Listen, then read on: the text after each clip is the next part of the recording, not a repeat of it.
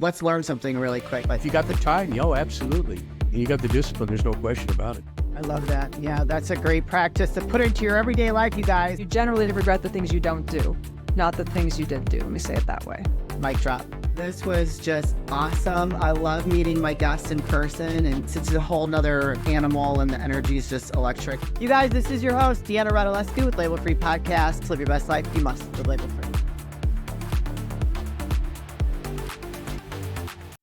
What is good, everyone? This is your host, Deanna Radulescu with Label Free Podcast. To live your best life, you must live label free. As always, bringing incredible guests from all over the world, so sit back, relax, and tune in. My next guest is a prominent psychologist, author, and co-host of the insightful podcast, When East Meets West. Please welcome Dr. Pete. Dr. Pete, welcome. Thank you for having me. It's so great to be here. I'm trying to work towards my label-free life, but maybe you can help me get there. Yes, we should all aspire to live just label-free, like just free, like doing whatever we want to do, no judgments, no like self-limiting beliefs, and being a good person. Yes. First and foremost. It's like, I think we learned, it's like the golden rule. I mean, do unto others as you want done to you, but also in like kindergarten, you sort of learn like, I always say like, just don't be mean, or don't be like add pejorative word that you want to enter in there. Yeah, for sure. Yeah. I mean, it's our lives are a journey, right? And so it takes us down many different paths. And for me, like the label free came from just a lot of different traumatic experiences. And I just had decided that those no longer served me. And I no longer wanted to carry that label of going through that with me. The experience is never going to go away because that's part of what makes me who I am today. But I no longer wanted to carry that garbage like that. I had to leave it at the curb and just be done with it. Yeah, I mean, that's kind of what I do for a living, because I think a lot of us carry stuff, and I love that you mentioned it that way, because it's a beautiful metaphor, because I'll often say to people, like, whatever you're carrying, like your knapsack is super heavy, but if you just leave it in here, you don't have to carry it. Like, that's part of my job, is to help you carry it, or just to drop it off and like, let's burn it. Yeah. Well, I like that. Let's burn it for sure. Yeah. First of all, I want to comment and say that I love his studio setup, you guys, and you'll be seeing that from me soon. So I just have to say I'm a little jealous of it. He's got like the full thing going on. So you're very passionate about mental health and holistic well-being. And I love the holistic part. So I kind of want to understand like what that means to you and how do you apply that in the work that you do? So holistic is comprehensive. The way I think about holistic is it's behavioral, it's strength-based, it is focused on mindfulness, it is about well-being. And this is a word that's kind of overused right now. Not in a negative, so that's not a label. It's just the observation that a lot of people are sort of marketing things that are wellness or well-being based, or you go to the supermarket, like what's actually organic, Yeah. right? And so these are all things that you want to think about as you consider improving your life. And so one of the things I do is help high performers perform at a higher level, and that's really kind of beautiful, because they're already super productive and super, performant. Like they're performing really high. Right. But if you are more holistic, and that means like, are you living aligned with your values? Are you doing things that are consistent with who you want to be? Because when you're not, it's not holistic. If I'm just working, I've got some finance guys, they might have a ton of money in the bank, but if I'm working 80 hours a week and I can't enjoy the money, what's the point of having all that? And you may, maybe you leave it to your kids, but you can't even see your kids enjoy it. So like you're waiting, you set up a trust fund so they can have it later. But what about giving them now? And that's at one end, but I also like holistically help disabled people kind of get the resources they need, right. Like social services. And can we, I'm in New Jersey, and we have a really high population of people with developmental disabilities, usually because people relocate here if they have a child with, say, autism or some other disorder, because we have some amazing resources here, but also helping them kind of get connected. That's also holistic well-being. Wow. Look at you. I love it. I want to highlight something really quick. I think that there's a misconception that people that are high performers don't need help with their mental health. Yeah. Well, are you a tennis fan by any chance? Okay, you don't have to be. No.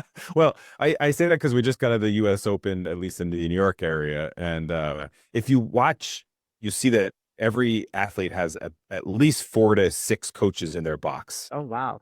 There's a strength coach, there's a physio coach, a technique coach, a nutrition or dietitian. There's often a mental skills coach. And so every high performer needs a coach. And every person has mental health. Yeah, You know, absolutely. so there's not, any celebrity that you love, they have mental health. And because mental health is health. It's, Right. it's not to say that they're, psychotic or paranoid or, maybe even OCD, they don't have to have something that's like super pathological, but they have at least the six basic emotions. And from time to time, because life is lifing, they'll have some experience where they are struggling with something. Absolutely. Yeah, I mean, you're only human, and I'm a pretty happy person, and I'm pretty good at managing my stuff, but I had some family stuff recently that kind of like gave me a little mini meltdown, and Yeah. I was very open about it, and I'm just like, you know what? I'm only human, and I mean, I'm Yes. fine now, but like Yeah. you can only take so much. And then when something's happening in your life, you don't know how to deal with it, chances are you're going to have a little bit of a breakdown. Mini meltdowns are like humbling in a way. I'm sorry. Maybe it didn't feel that in that moment. And I don't want anyone to have that. I'm in the sort of business of kind of, we say pain is inevitable, suffering is optional. Yeah. And so everyone's going to have some pain, but I think that's the humbling piece of it, to like sort of be reminded of, oh yeah, like, cool, I'm real, I'm emotional, and Right. this just got a little better of like, this got the best of me, and Yeah. that's fine. Yeah. No, I just had a moment and I'm so much like, I'm glad I had that moment, because if I didn't Yes. have that moment, I would continue to suffer in that place. And I don't know, like, if you can tell this about me, but I'm a pretty high performing person. I'm very type A. Like, I do probably the work of like 10 people every day. And when I have a lot going on, I operate more efficiently. And so for me to have that moment, it was like I needed that release, and I'm totally fine now. Like, it's like, okay, and just keep it moving. Just keep it moving. I don't need a PhD to tell them about you, but I So love that about you. yeah. And the holistic piece, I like that. So I like that you say that people have to be living in line with their values. And I think that's something that is so basic, but so misunderstood, and why Yeah. people almost create their own mental health issues. Yeah, I've actually been finding myself saying we make things more difficult a lot lately. We really do. I mean, I think that's sort of the human condition. And I know that some listeners might not like that, or that might just sound like a label, but there's a truth to it. I think if you reflect on the challenge you had recently, like, what was your role in it? And that's what we do in my work in behaviorism, is like, what role did I have in it? And am I keeping some of these behaviors cyclical? Like, because oftentimes things are repeating themselves. Well, for me, if you want me to answer that question, I was breaking a cycle. Yes. So like that was I broke a generational issue that kept going and going, and I just wasn't going to tolerate the toxicity anymore. And so, Good. because this person wanted to come to the table and talk to me, like have a normal conversation, I was hurting, and I finally just had a little breakdown, and then I was just done with it. I'm like, okay, I see where I stand. I'm just going to keep moving. I'm not going to entertain this anymore. And so for me, that was the healthiest thing that I could do. Yeah, breaking cycles. I love that you said that, and thanks for sharing, because it's a thing that all of us need to do. It's not label free around that. It's not it's not like feeling shame, because shame and guilt are really powerful emotions. We have researchers, like Brene Brown, like studying this, and we recognize that those emotions are so powerful, and they hold us back. So what can we do to break that cycle? So recognize when it's there, and then commit to a new action. And that's where the values come in, because the values are sort of our roadmap to where we want to go to that next action.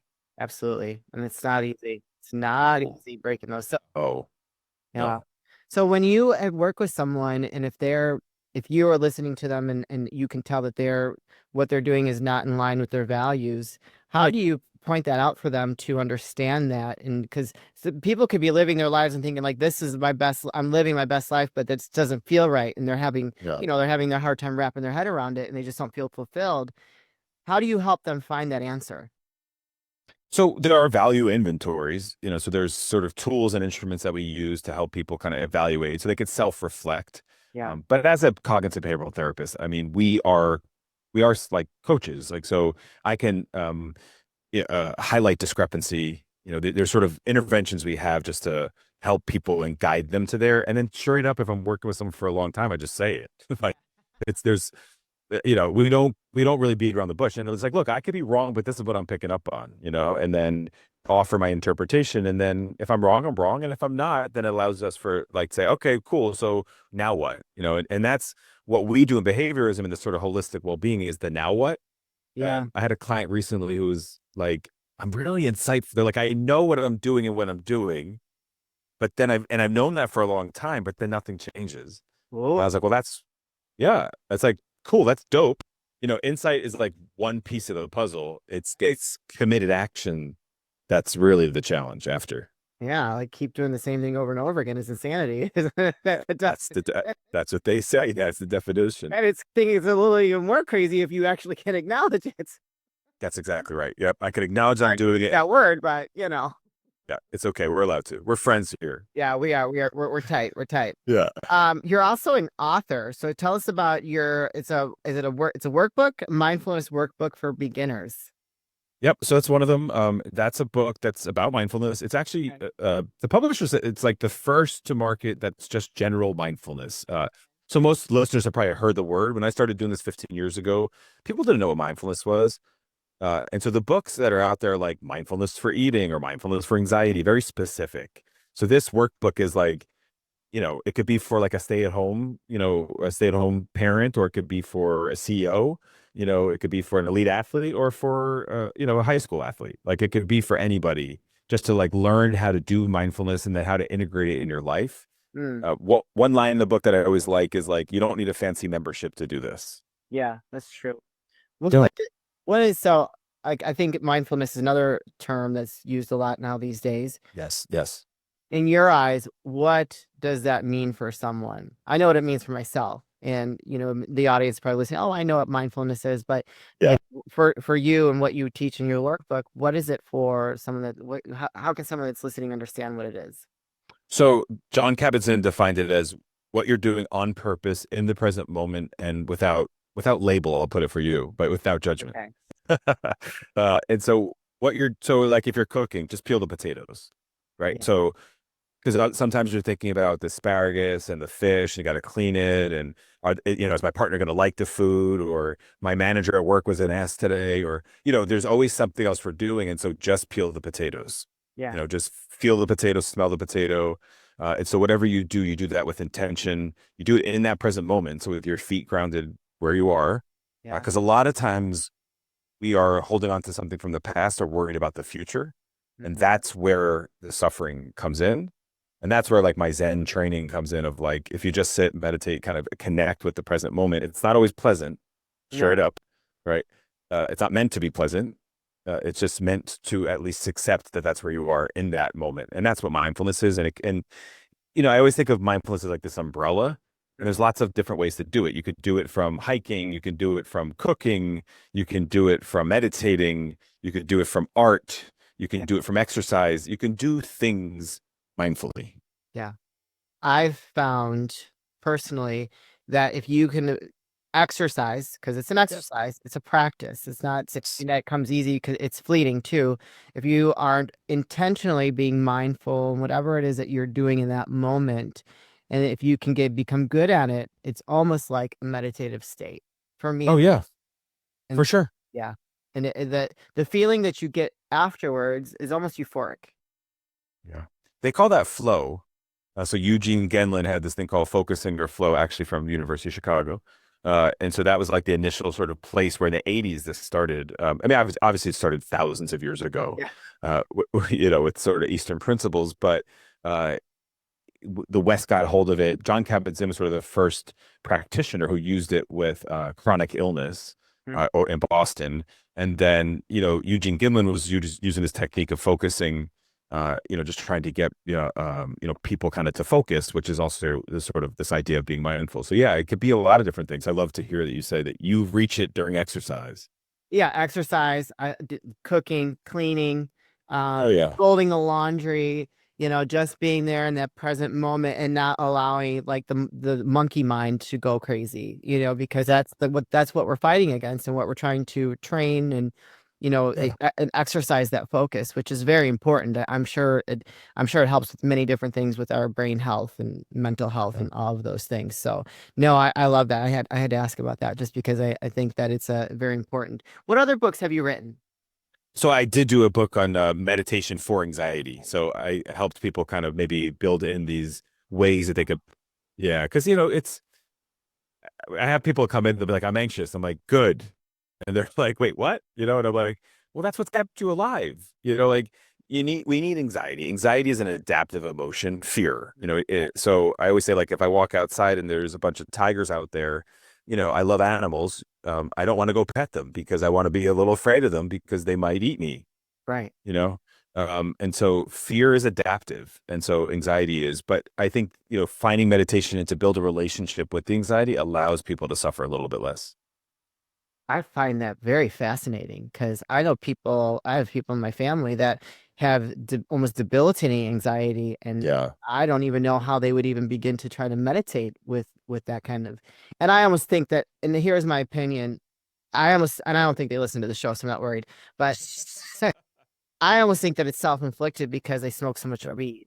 And Oh, yeah. I, I've smoked weed. I've got a past, and there are certain strains of marijuana that's going to give you more anxiety. I've experienced it.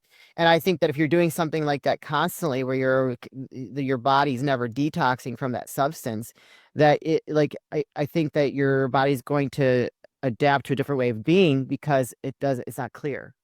So, But you're nail on the head. So chronic, marijuana use, you dislearn how to cope. Because yeah, and then chronic use also leads to some significant mental health issues. So there's actually like an abundance of literature that shows it could actually lead to development of schizophrenia. oh, Um, wow. yeah, and then of course with anxiety, I mean, I see that a lot in people, and so the way I treat that is just finding a healthy relationship with it. So you could smoke weed, you could do edibles, but if you're doing it like 100 to 300 milligrams a day, or at least even every day, Every day. it's Yeah. nothing every day is good. Even showering every day is not, I mean, probably just brushing your teeth is the only thing that's good to do every day, but there's a lot of things that are not meant to be done every day.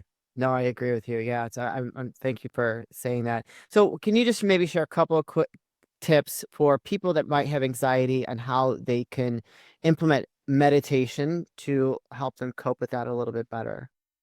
Yeah, well, you mentioned the monkey brain, and I love that you said that because you said like we're fighting against the monkeys, I think you said. And so that was the image I had. And so the interesting thing of that is that you're right, and a lot of people are doing that. And so you're fighting against yourself, though. Mm-hmm.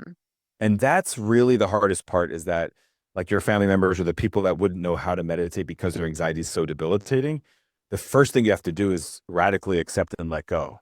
Yeah. Because what we usually do is we're holding on to the anxiety in like with like a death grip.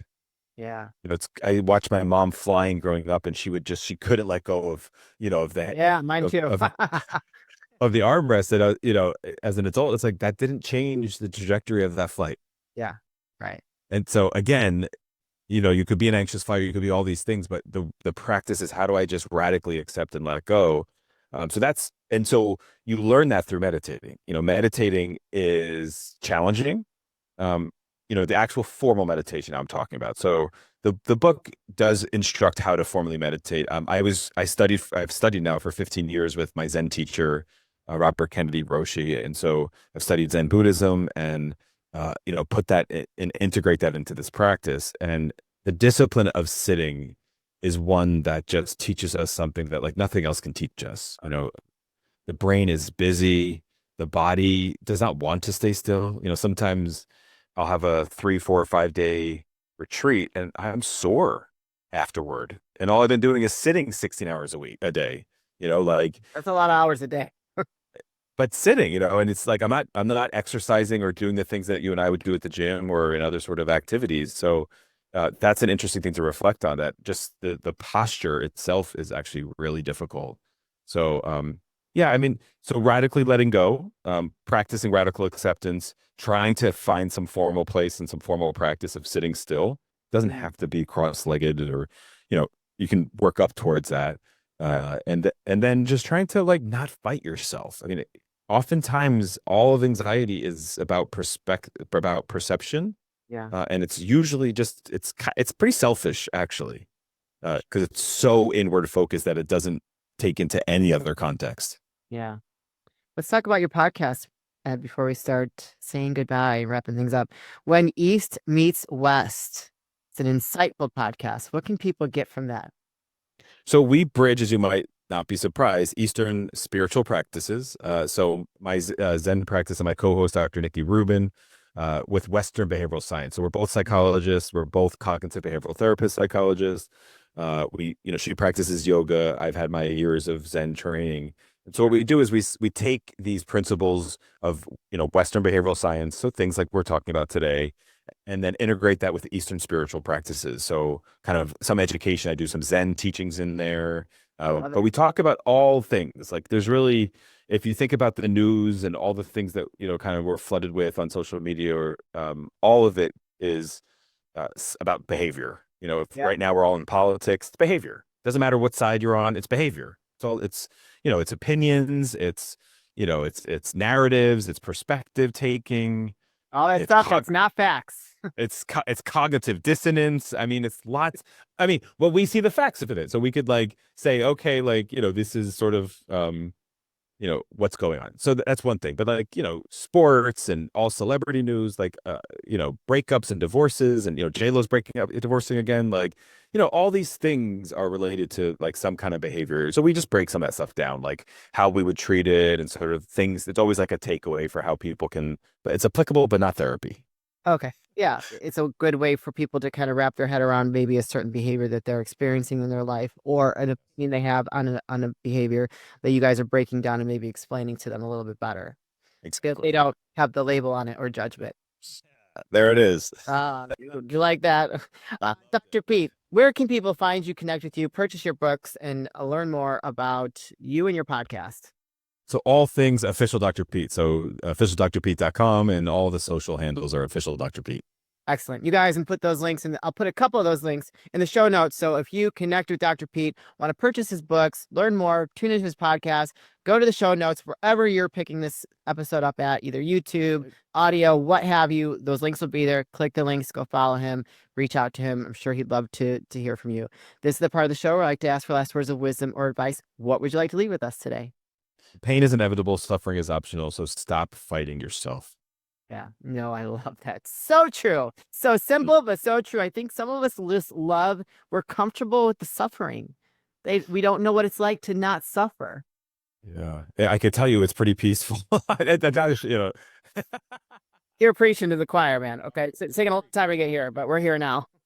Preach. Yeah. No, I mean, look, and you and I both know it's not easy, like you said. And it's a journey. I think you started that off before we started recording. Life is a journey. And so I don't say that to say that, invalidate, or that it's just so easy to let go. It's taken years and I'm still suffering. So it's not that, not that I live in peace all the time. The Dalai Lama doesn't live in peace all the time, right? He probably gets frustrated if his flight gets canceled too. As we all do, rightfully so.